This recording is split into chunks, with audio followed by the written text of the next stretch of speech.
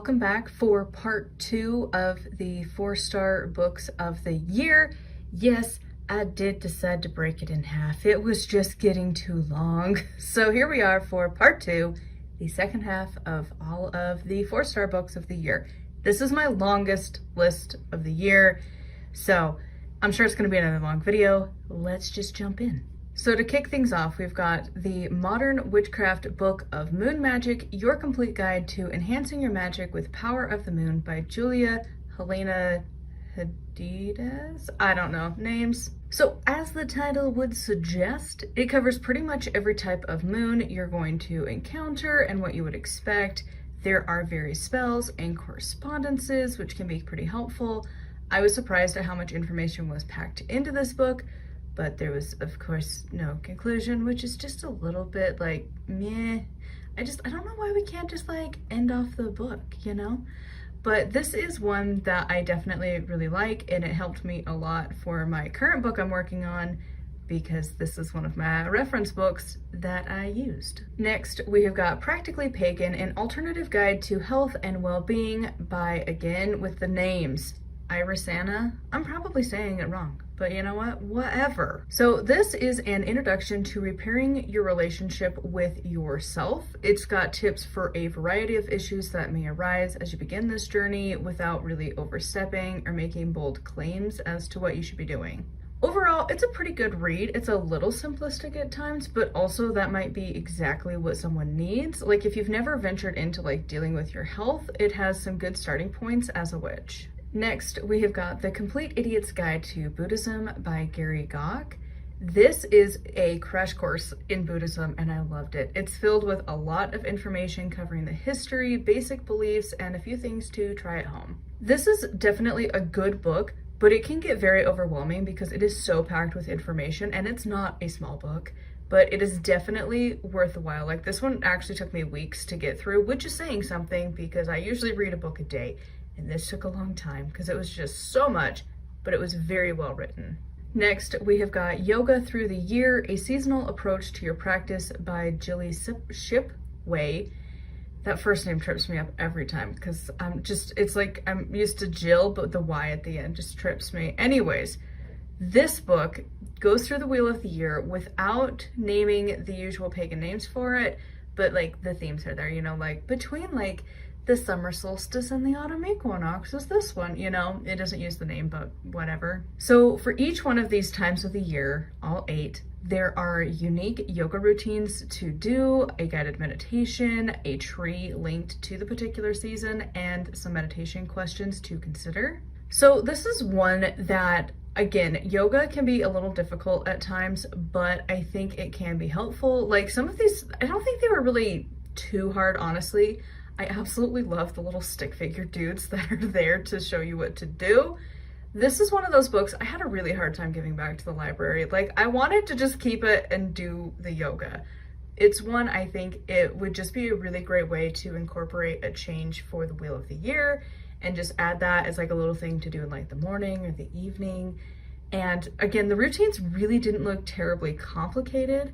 And I don't know, maybe once you get into it, it would be difficult, but they look really fun for yoga. And like, I don't know, there's something about this book that I wanted to go and do it. And I still haven't done it. I really didn't want to give the book back.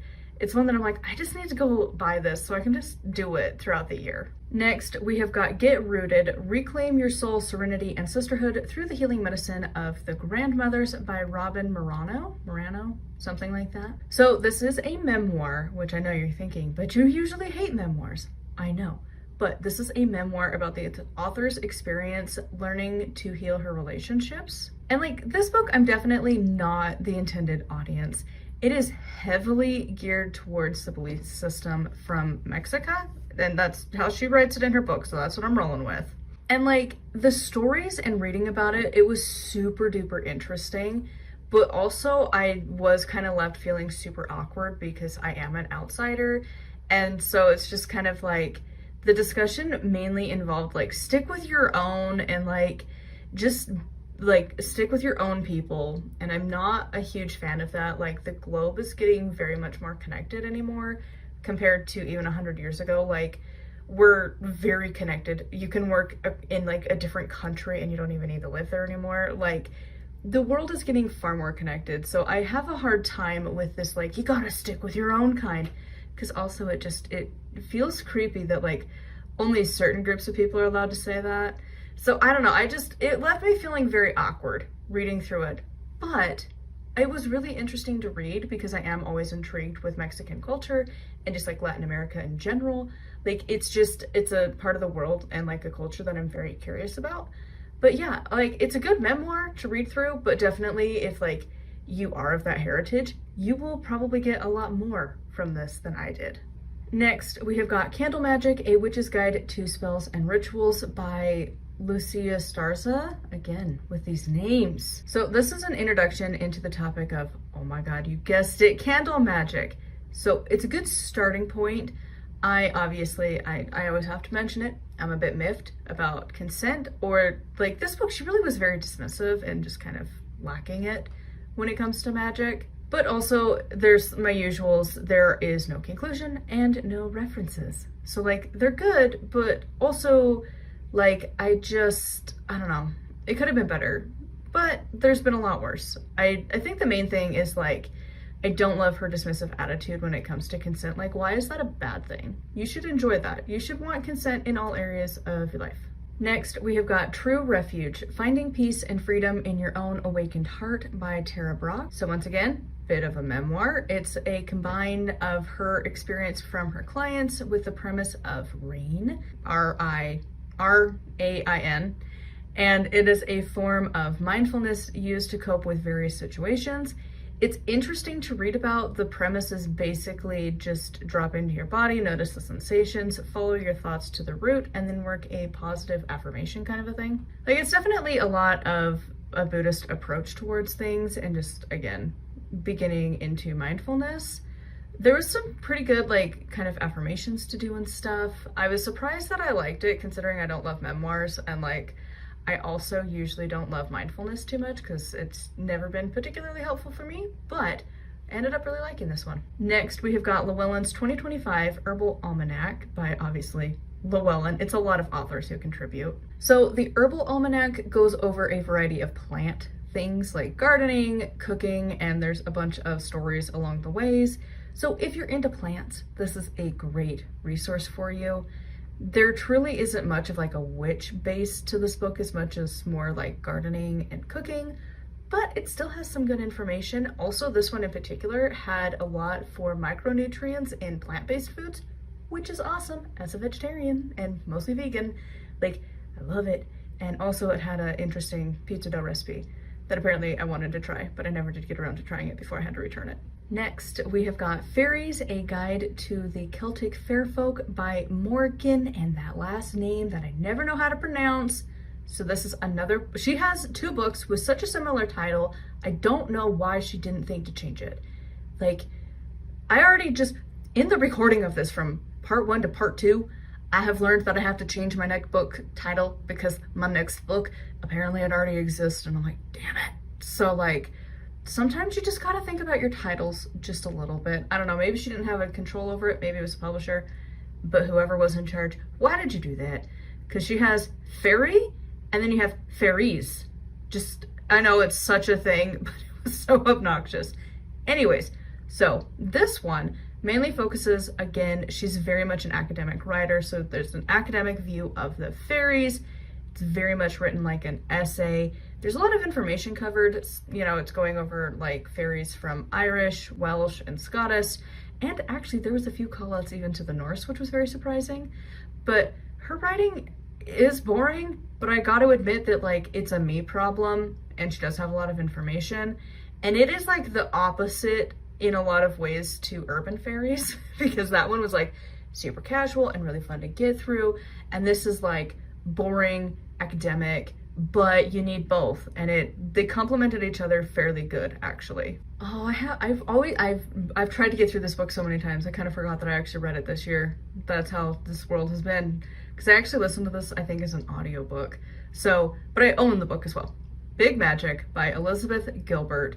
This is an inspirational book for creatives, pretty much regardless of where you are on that journey. Like, there's some parts of it that I like there's the idea that your ideas are almost like sentient and you should have like a relationship with your creativity. However, like, she mostly in the middle kind of drags the idea of doing creative work for money, but like also that's super easy to say when you have money. Like, it just comes across as like, you know, that like people do things to make money, right? Like, that is the world we live in, and like maybe we shouldn't have like a lot of shame around that, because like, again, creatives, we need to make money, unless people are just gonna donate to our cause just because.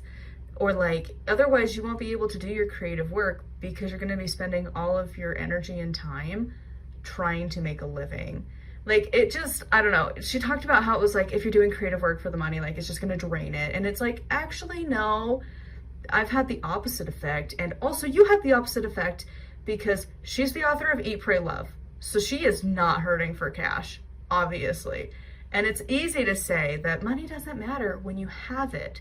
But when you cannot afford food, suddenly, if you're like, hey, listen, if I write 12 books in a year and I'm making $1,000 a month from that, holy shit, that's some money.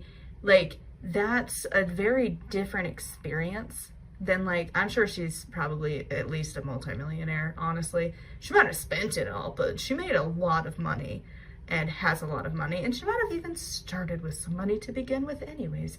But overall, the concept of it, I really do like, and I do find myself coming back to it, but that part really did kind of, it took away from the book. Next, we have got Llewellyn's 2025 Moon Sign book by, again, Llewellyn, with a variety of authors contributing to it. So this is information for the moon coming up in the year. It's got articles for gardening, magic, astrology, and a whole lot more.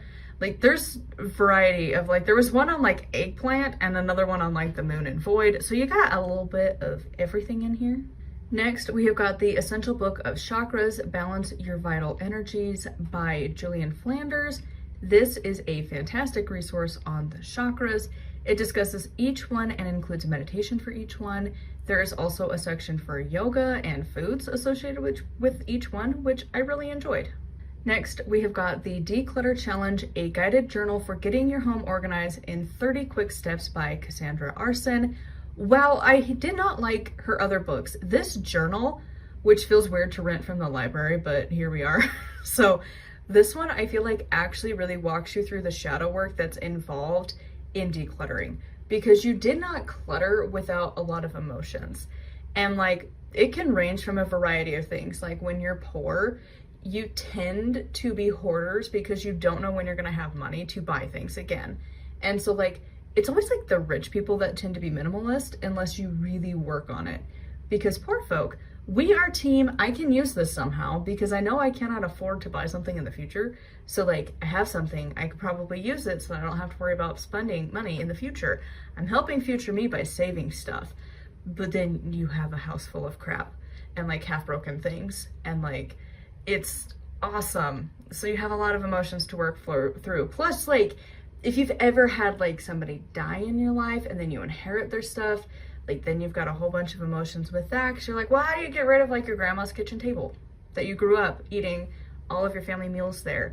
And how do you get rid of the book collection that you inherited that meant so much to somebody? Like, there are so many random bits and bobs that you will collect, and it's like, especially if you don't have a lot of family that's going to be dealing with the stuff, like, it's on you, like, you end up with a shit ton of stuff. And so she walks you through decluttering and really helps you with the mental side of it.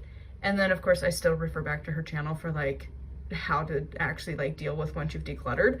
But this journal, I'm actually excited to eventually get a copy and work through it, because I do think it would help. Next, we have got In My Own Words, an introduction to my teachings and philosophy by His Holiness the Dalai Lama. So this one covers a wide range of topics and philosophies from, you guessed it, the Dalai Lama. It's definitely interesting to read through his philosophies and see how he's brought them into like the modern world and like his take on things. And so like, if you're interested in Buddhism, and definitely like his specific branch of Buddhism, I definitely think you should read through this one. Next, we have got Llewellyn's 2025 Magical Almanac, Practical Magic for Everyday Living by again, all of Llewellyn. So this is a collection of articles with a wide range of witchy topics. This is like my favorite one that they come out with every year. You don't need to read it like, you know, you could read like the 2020 edition and still get something from it. Like, these aren't really year specific. They just post them every year and it covers everything. This one had tarot, astrology, forecasting for the year ahead, which obviously that one would make it dated. But then it also has things to consider, like when you're hosting a pagan event and like ancestor work. It had a lot of different articles in here. I really appreciated them. I love the magical almanacs every year anyways. They're always fantastic. This next one, I just need to go buy me a copy. I love this one so much. I think I would get more out of it now because yeah, when I read it, I was like, I don't need this book. I'm just reading it just because. And then now I need this book. So Hecate, Goddess of Witches by Courtney Weber. Whatever name, that last name. As the title suggests, this discusses the goddess Hecate. There are various myths discussed at a degree that most people will understand without any background knowledge on the mythology. There are spells and rituals and accounts from the author and her experience with this goddess.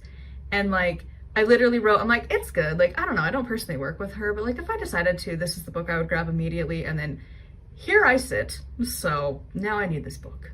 Next, we have got Llewellyn's 2025 Witch's Companion, again, by Llewellyn and all of their authors. So this is another one that it is just like random articles. You don't need to read it year to year. Like, you don't need to read it like in the year that it comes out. And if you read like the 2018 edition, you're still gonna get something from it. So these are just short essays on a variety of topics. This one came with like coming out of the broom closet, death, travel, cronehood, and like so much more. I think everyone should just read through these books. Like, it's just got a lot of really good, there's spells and rituals, there's just all sorts of things in these books. I highly recommend you get them every single year. Next, we have got Earth Energy Meditations by Susan something. So this is a collection of affirmations and meditations. They do vary, but like, honestly, I was surprised that I liked it. So it's got some Christian, some Buddhist, and some just earth-based spiritualities, and it just kind of bounces between them, but it didn't feel like jinkety doing it. It actually flowed really nicely and was like a healthy balance between the religions, and they just flowed very well together. Next, we have got Encountering the Dark Goddess, A Journey into the Shadow Realms by, I think it's Francis, but I could be wrong, Billinghurst.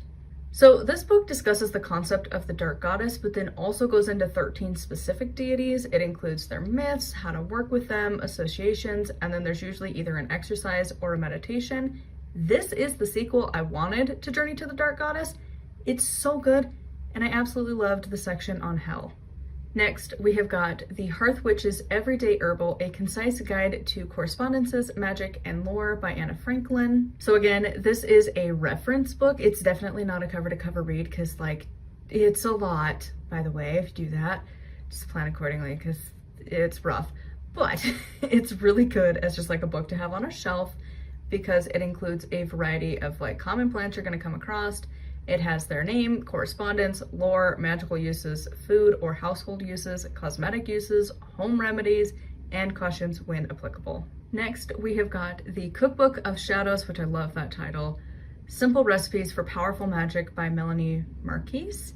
So this book discusses how to bring magic into your cooking. There are a lot of recipes and most of them are able to be made vegetarian or vegan, which is awesome. I was really surprised by how much I ended up loving this book. I look forward to trying a lot of the recipes in here.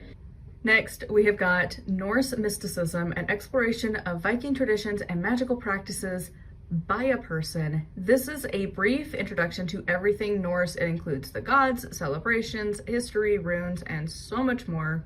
It's a pretty good introduction book. It really doesn't go into a lot of detail for anything, but I feel like it's a good starting point. Next, we have got The North Woman, Untold Stories from the Other Half of the Viking World by Heather Pringle. And this book hit at a fun time. So I was reading this and then the election happened. So it started to hit home real hard. But this book, it only focuses on women in the Norse world. And it talks about specifically in the Viking Age, and it really goes into all different walks of life, And again, it just is giving evidence that we all have ancestors that were assholes, because like they would go over to, I think it was like Ireland, and then they would just kidnap people, and then they had slaves, so like you could be a slave of any color, and it just was awful. And our ancestors were terrible people. They did cool things, but they also did a lot of shitty things. And so you get to learn. Like, it starts off and you're like, wow, it's so cool. Look at the women doing stuff. Look at it, look at it. And then you keep reading, you're like, oh, they also sucked. That's great. Really, humanity has just been assholes across the board. That's cool. Great. So yeah, it's a book. It's a good book, but yeah. Next, we have got Real Life Intuition, Extraordinary Stories from People Who Listen to Their Inner Voice by Melanie Barnum. So this is a very brief introduction to a variety of types of intuition, but the majority of the book is really dedicated to telling the stories of intuitive hits that people have had. And like, sometimes it can be helpful to see how it could look, because they're not always like these super big life or death situations. Sometimes it's just like little nudges. And I think it's good to get an idea of like what you can expect from your intuition. Next, we have got The Witch's Encyclopedia of Magical Plants, History, Folklore, Correspondences, and Spells by Sandra, again with that last name. I should just like find an interview with her where she actually says it, but I'm too lazy. So this book is a reference book. Again, most of her books are. I have some of hers, then that's what I use them for. So this includes a variety of plants. Each entry includes the various names for it, history, a correspondence table, and some spell ideas. It's got a lot of really good information, but definitely, if you're trying to read it cover to cover, you're probably going to get bored. Next, we have got The Modern Guide to Witchcraft, Your Complete Guide to Witches, Covens, and Spells by Skye Alexander. So this book discusses the basics of witchcraft and gives an overview of some of the major areas of study, along with a few spells to try as well. I was genuinely surprised like how much I liked this book, because I was not anticipating it. It is fantastic for beginners, but also I think it's a good refresher for advanced witches, because like the spells are relatively simple and easy to follow. I did not love the fact that the author tells you to ingest in the essential oils, because that's super toxic. And also there's no like sources either, so that also kind of sucks. But you know, it's got some interesting things, but also just don't drink essential oils at all, ever. Just don't. Next, we have got Gem Magic, Precious Stones and Their Mystical Properties by Raymond Walters. So this is an easy textbook on the history of gems. Each entry includes a small description and a few historical stories. Some are from mythology, but most are from like established human history. And like, it's an interesting book, especially if you're really into gems and stuff, but like, it's not exactly things that you could like replicate from what our ancestors did. Like, definitely just go get modern medical attention. So it's good just as like a read through if you're very curious about history and stones. But for like a spell book, definitely there's better options. Next, we have got Witches Among Us, Understanding Contemporary Witchcraft and Wicca by Thorn Mooney. I have loved her books. I've read, I think, 2 of her 3 that she's got published. And she's definitely an academic, so that comes through. Yet, despite that, it is so good. It is definitely still academic, so it is boring, but it serves a purpose. And this one, it goes over the history, basic beliefs, and general topics you'll discover within a variety of communities in witchcraft. And this is just one of those books that it's like, I would probably hand this out to people for like, but who are the witches? And you're like, this is what we are. Here you go. It's a really good book, but again, it is definitely more academically inclined. If you want more casual, there's better books. But sometimes you're gonna find the more academically inclined people, and it's like, this is a good match for you to understand, because like, it is very well written. This book, I think I ended up looking it up, and I think he might have written more books since then, but I can't honestly remember. But I remember loving this. The Witching Herbs, 13 Essential Plants and Herbs for Your Magical Garden by Harold Roth. Dude knows how to write. This is not a small book, and he discusses the like 13 herbs in such detail. He covers the lore, the medicinal uses, how to grow one, and like in such detail that you can tell like he knows. It's not even just like he's read books, like he has done it. He knows. He has such a good grasp on it. And honestly, like if you are like a beginner, it might be a little over your head, but also sometimes it's okay to read above where you're at. Like, it's a good book. Next, we have got Sacred Smoke by Amy Blackthorne. As the title suggests, it talks about sacred smoke, the herbs to use, methods to try, recipes, spells, and so on. It's a very good book on the topic. Honestly, the thing that I keep coming back to is she's got this example where she talks about how, like, if you are using the same cleansing technique and supplies and everything all the time, you can get, like, I can't remember what she called it.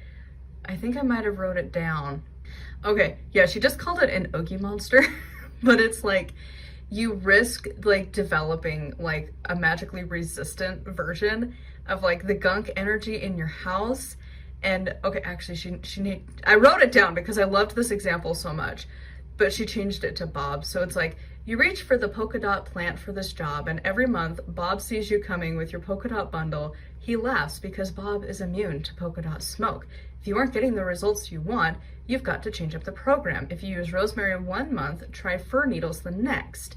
Melissa lemon balm the month after. Eventually, you'll find the ally that Bob isn't immune to. And I have been like, that has just stuck in my brain. And now I'm constantly like, I should do things different this month. Like every single time, I'm like, I just need to do like a 12-month like cycle of different options for that reason. Cause like truly, I think she might be onto something. Next, we have got Tea Leaf Reading, Your Guide to More Than 500 Symbols by Jacqueline Towers. This is one I talked about kind of recently. So if you are going to get into tea leaf reading, which means you're going to be looking at like the stems and leaves that are stuck at the bottom of your like teacup, this is very helpful if you need help with your intuition and like, oh, I see this. What does this mean? This is the book for you. Next, we have got Northern Mysteries and Magic, Runes, Gods, and Feminine Powers by Freya Oswin. This is like one of those books that like everyone talks about. I kind of am like, it's good. I don't know if it's like, it deserves like the tip-top role that it's been placed into, but it's pretty good. It mainly focuses on the runes and her experience like with them and researching them. It also gives a background on the role the gods play with the runes as well. Like, it's a pretty good resource. I still think I would prefer Diana Paxson's like taking up the runes more because she talks about the points from her already and combines it with a bunch of other people, but it's still a pretty good book. Next, we have got Nature Spirituality from the Ground Up, Connect with Totems in Your Ecosystem by Lupa. And as the title suggests, it talks about totems, but like in the most like I have not heard anyone else talk about it kind of way. This includes animal, plant, and fungi, which is like, what witchcraft author is separating them? Like, we should, most definitely, but do we very often? No. And like, to be honest, when people are like, oh, well, what's your totem? You're gonna think animal. And then like, sometimes you venture a little more and it's like, actually, mine is sunflower. But like, who's gonna list off like a very specific fungi? Like, nobody does that, really. So it's very interesting. And also, it doesn't tell you like, this animal represents this or that. And instead, it like is a guide to create lasting relationships. And like, it gives me a lot of ideas based off of like, when I was reading through this, I was on the section in STOW from Pensac that tells you to like start working with your animal totem. So it was like, oh, it's timing out perfectly. And lastly, we've come to the end. Autocorrect, you fail me. It auto-corrected because I typed it on my phone because that's usually how I like write up my notes. And I definitely know the title is not Tool and Trouble, it's Toil. How dare you? Toil and Trouble, A Woman's History of the Occult by Lisa Kroger and Melanie R. Anderson. So this book goes over the history of women, mostly in America, and their connection to the occult, and it goes over every possible thing you could think of. Like, remember the chick who is like the couple that runs like that creepy antique shop? I don't know if they still do it, but the one that had like the doll that I think like Chucky was based off of. Like, they have investigated really freaky stuff over the years, and like they have like a super haunted shop, and like that's their thing. That chick, we got a section on her. You've got Elvira, you've got Stormy Daniels, but also you've got like Dion Fortune, and you've got like the mediums and psychics and spiritualists that like the first ladies of the US and like also the presidents have gone to consult with before making decisions. So you've got a lot of history in here, and it's really focused on women in particular, and it is really good. Neither of the authors are into any of our community. They're not witches, they're not pagans, they're not Wiccans, they're not any of us. Yet they handled it with such care and such respect that truly, I hope they write more because they did a fantastic job. And yeah, that is it for the 4-star books of this year. I hope you have enjoyed coming along. I know I probably could have combined it. I thought it was gonna be a lot longer, but like, also, when you've been sitting here for like 2.5 hours and you're like, am I really gonna get to the end at some point? Because like, when I did the 3-star books, it took 8 hours to get that video edited and up and done. So like, it takes a long time. But this one, I mean, it's still gonna be a longer video of mine because my normal book reviews are pretty short. So welcome to the long videos. And tomorrow we will be talking about my favorite books of the year, my 5-star books. These are the ones that I really need to just go buy them. I loved them deeply. They were absolutely life-changing. So we will talk about those tomorrow. Of course, a huge thank you to my patrons. If you want to support me, it's patreon.com/nightwillowcrafts. And until next time, blessed be.